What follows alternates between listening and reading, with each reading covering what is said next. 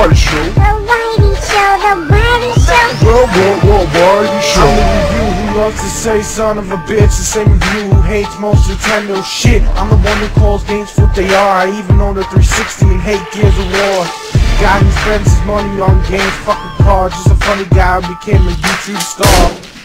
Star Ocean: The Last Hope is the fourth game in the long-running series starting from the PlayStation 1 all the way to the 360. So we have a game that is an action RPG, and is definitely what it's most noted for, is the fun combat and different moves you can pull off and string together. But the real question is it worth $60?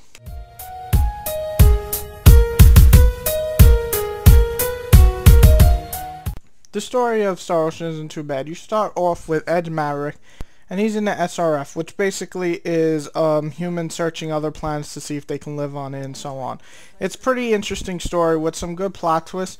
Really, the only terrible thing is some of the dialogue and voice acting. It feels like I'm still playing as a fucking 13-year-old. I mean, some of the dialogue is just downright dumb. Some of the dialogue is funny, and some is just standard RPG, let's go save the world type of speech. But altogether, the story's not bad, and it does have a pretty satisfying ending. But the voice acting reminds me when I played Resident Evil 1. Okay, not that bad. Okay, how about I try this? Yeah! Tra-la-la, I love you, big brother!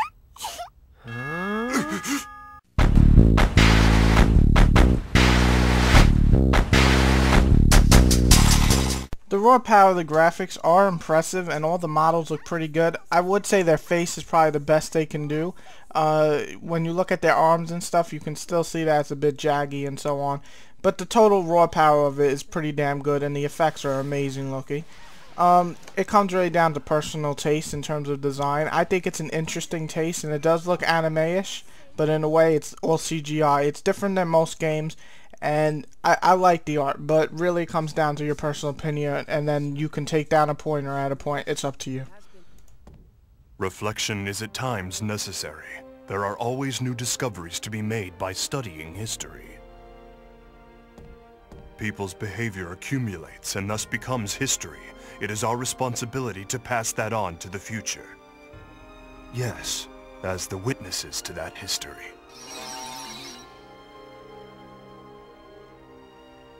Anyway, let's get back to that item creation. Aye, aye, sir!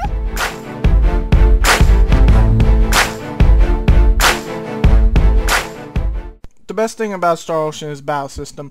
Well, it's not deft like Virtua Fighter or something. It's still a lot of fun to pull off these different combos and specials and string them together. You have a bunch of different things going on. And also switching between 8 characters does make you want to play with all the different ones, since all of them are different, from long range to short range to mid range to shooting to attacking with a sword, so on. You get the idea. Switching characters is always fun, and leveling them all up isn't too bad. The combat system is like this. You click one button to attack usually. It's usually, I believe, X or A. No, A, sorry. A button, and you keep clicking it to do your normal string attacks. It's pretty simple, but switching that off to specials, which you can set with the RT or the LT, doing that, combining all these different specials plus your normal attack, you can do a massive damage at the end of the game, and it looks great. I mean, doing slash slash like a normal sword, and then kicking them in the air, doing a spinning attack into their face, then when they're falling, do another attack where your hand glows on fire and you ram him into the fucking ground. I mean, it's just badass, and that's what I like about Star Ocean a lot, is the combat looks fun, and it is fun to play. Using all the different characters I said are great. You also have little things like Blindside, where they try to attack you, and if you're holding down B, at the exact moment they're going to attack you, let go, and what the character will do, depending on the character, is either jump over the enemy, run to his side in slow motion. Either way, he'll do something, and then you break his attack for him. So it's really cool to do all these different attacks, such as specials, blindside, normal attacks, throwing items, so on.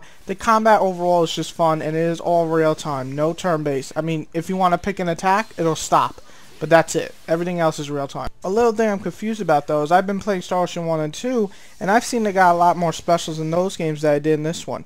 You gain about maybe 6 or 7 specials by level 60, and Star Ocean 2 I almost had like 4 or 5 by level like 30.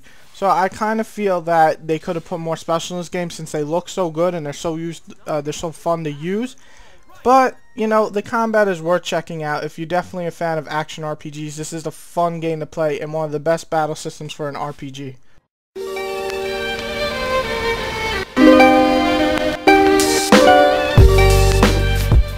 This game is perfect for both people who like long games and for people who like achievements. Long games. This game can take up to 40 hours, and that's without doing special quests and side quests and all that shit. It could be beaten in maybe 30, but I'm saying more 40, because that's how long it took me, but I did pause the screen for hours on hours. So that can just be me. Really, the game is long. I'm talking about long. If you want to collect all the specials, you want to do all the side quests, you got a long game. So there's a lot of enjoyment to have in that section.